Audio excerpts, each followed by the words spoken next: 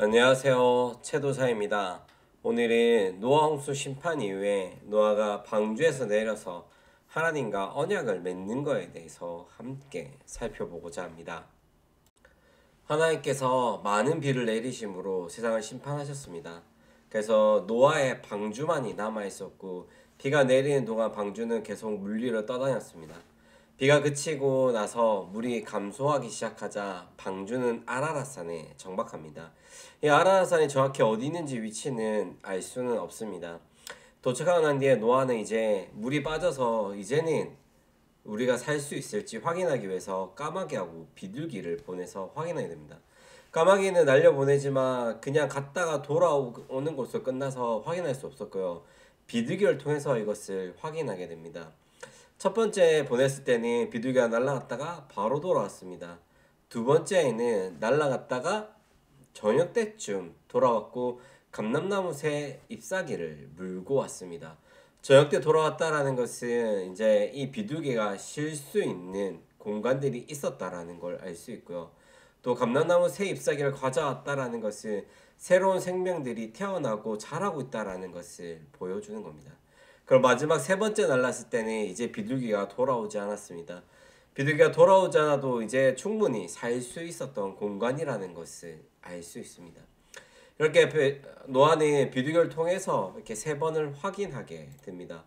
세 번 확인하고 나서 이제 11개월 만에 노아는 방주의 문을 열어서 물이 거친 것을 봅니다. 그런데 노아는 방주 밖으로 나가지 않고 계속 그곳에서 기다리고 있습니다.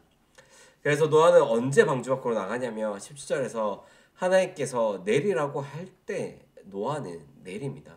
그래서 이 노아의 이야기 전체에서 보면 이 홍수 시작과 끝 그리고 노아의 얘기 전체적으로 해서 보면 노아는 항상 하나님께서 말씀하시며 그 말씀에 전적으로 순종하는 모습을 보여줍니다. 그래서 이런 노아의 모습을 보시면 창세기 6장 9절에서 노아는 의인이요 당대의 완전한 자라 그는 하나님과 동행하였다라고 했던 말이 이런 의미에서 왔다라는 것을 알 수 있습니다. 노아는 먼저 하기보다는 하나님의 명령을 기다렸고요. 그리고 하나님께서 말씀하시면 그 말씀대로 순종했습니다. 그렇게 노아는 완전한 자라라는 칭호를 받을 수가 있었습니다. 우리도 노아와 같이 완전한 자가 되어야 됩니다. 그러기 위해서는 우리가 먼저 자꾸 내 마음대로 하기보다는 내 걸 내려놓고 하나님의 말씀에 좀 기다리며 의지할 필요가 있습니다. 우리는 항상 먼저 하기려고 할 때가 너무 많습니다. 조금 기다려야 되는데 기다리지 못할 때가 있습니다. 우리 영상을 보시는 분들은 조금만 더 하나님께 말씀을 기다려 보시기 바랍니다. 방주에서 내린 노아가 제일 먼저 한 일은 제단을 쌓고 번제물을 하나님께 올려드렸다라는 것입니다.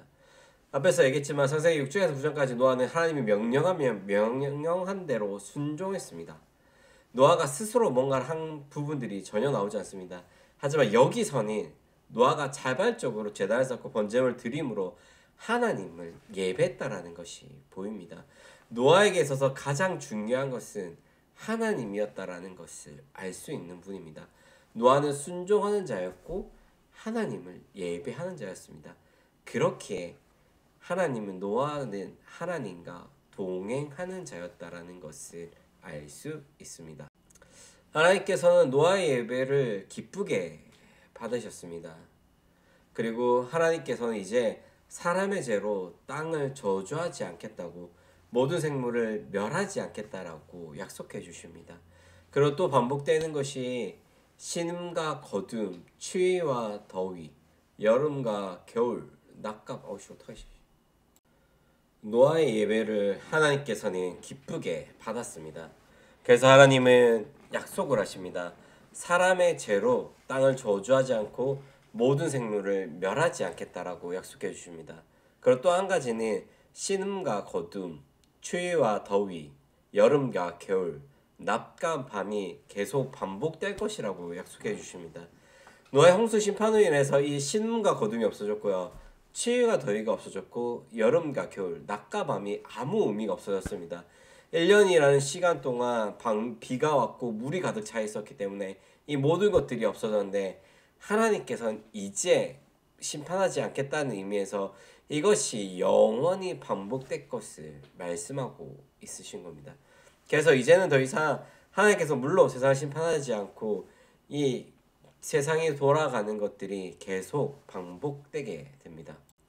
그리고 이제 9장에서 하나님은 노아와 언약을 맺는데 이 내용들이 구체적으로 나옵니다. 이 언약의 내용들을 보면 창세기 1장에서 사람과 맺은 언약을 갱신합니다. 그래서 언약의 내용이 굉장히 비슷합니다. 언약의 내용을 좀 비교해서 보시면 아담을 창조하실 때 하나님의 형상대로 노아의 언약에서도 하나님의 형상이 똑같이 들어가 있고요. 짐승을 다스리고 짐승들 사람의 손에 붙입니다. 붙인다는 것도 결국은 다스린다는 거와 똑같습니다. 생육하고 번성하는 거, 생육하고 번성. 요거는 창세기에서 가장 중요한 부분입니다. 그리고 식물을 양식으로, 짐승을 양식으로 똑같이 짐승이 등장하고요. 그다음 선악과를 먹지 말라고 피를 먹지 말라라고 말합니다. 이 성경에서 피를 먹지 말라는 거는 피에 생명이 있기 때문에 먹지 말라고 합니다. 그래서 이 비슷한 구조들이 반복되고 있다는 것을 볼 수 있고요. 마지막으로 하나님께서 이 언약을 맺고 그 언약의 증거로 무지개를 주십니다. 그래서 이 무지개를 주시면서 하나님께서 우리에게 증표를 삼아 주셨고요. 언약에서 가장 중요한 것은 이 언약을 하나님께서 기억하시고 지켜주신다가 가장 중요합니다. 사람은 죄인이고 불의한 자이기 때문에 언제든지 언약을 깨트릴 수가 있습니다. 그래서 이 언약의 증거를, 언약의 책임을 사람에게 물린다고 한다면 이 언약은 언제든 깨어지고 없어져 버릴 겁니다. 하지만 언약의 핵심은 하나님께서 책임져 주신다는 겁니다. 그래서 무지개를 주시면서 하나님께서 사람과 이 맺었던 이 언약을 보여주는 겁니다. 그래서 이 무지개를 통해서 우리는 하나님과 맺었던 그 언약을 기억할 수 있어야 되는 겁니다. 무지개가 매일 뜰 때마다 하나님께서 이 언약을 영원히 지키겠다는 걸 보여주셨고 우리는 그 무지개를 보면서 하나님과 노아가 어떤 언약을 맺었는지 기억하고 알게 되는 겁니다. 이제 더 이상 사람의 죄로 인해서 물로 세상을 심판하지 않을 것이고 동물을 멸하지 않을 것입니다. 그리고 추위와 더위, 여름과 겨울, 낮과 밤이 계속 반복되면서 우리는 일상생활을 계속 유지할 수 있게 되는 겁니다. 무엇보다도 하나님께서 우리를 백성 삼아 주시고 인도해 주신다는 것을 계속된다는 겁니다. 그래서 무지개를 봤을 때 우리는 이 노아의 언약을 기억할 수 있어야 됩니다. 세상 사람들은 무지개를 보며 비가 오고 난 뒤에 무지개를 떴다라고 하면서 이쁘다 좋다라고 지나갈 수 있지만 우리는 그 무지개를 보면서 하나님과 맺었던 그 언약이 지금도 계속되고 있다는 것이고 그 무지개 언약이라는 것이 노아와 하나님의 언약을 맺은 끝이 아니라 지금 우리에게도 이어지고 있다는 것을 기억할 수 있어야 됩니다. 그래서 오늘 얘기하고 싶은 두 가지입니다. 노아가 완전한 자라고 부를 수 있었던 이유는 하나님의 명령을 기다렸고 그 명령대로 순종했다라는 것 하나와 그 다음에 방주에 내리는 가장 먼저 하나님을 예배하는 자였던 이 두 가지를 기억해 주시고 그래서 우리도 노아와 같이 하나님의 말씀을 좀 명령을 좀 기다릴 수 있는 자 그리고 하나님을 예배하는 자가 되어야 된다는 것. 그 안에 노아와 하나님께서 언약을 맺으시고 그 언약의 증거로 무지개를 주셨는데 이 무지개가 지금도 여전히 뜨고 집니다. 근데 그 무지개를 볼 때마다 우리는 그저 예쁘다로 끝낼 것이 아니라 하나님과 노아가 맺었던 그 언약이 지금도 우리에게 그대로 이어지고 있다는 것을 알고 기억하시고 그래서 무지개를 보면서 하나님을 생각하시는 여러분들이 되었으면 좋겠습니다. 영상 시청해 주셔서 감사합니다.